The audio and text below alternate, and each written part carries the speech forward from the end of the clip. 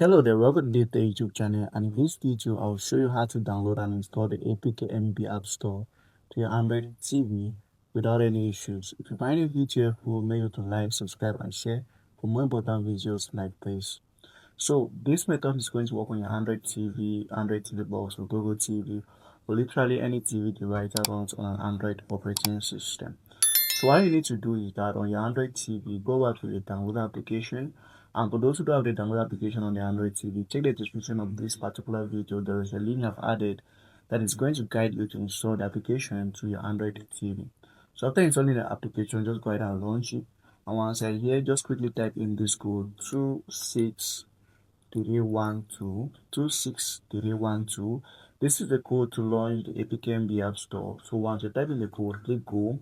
What is going to happen is that your download application is going to redirect you to the page or the web page of the APKMB App Store, since it is a page where you can be able to install application to your Android TV. So this is apkmb.com, that is the website of the App Store, and this is how it's going to look like on your Android TV once you follow the instructions just as I've showed you so far.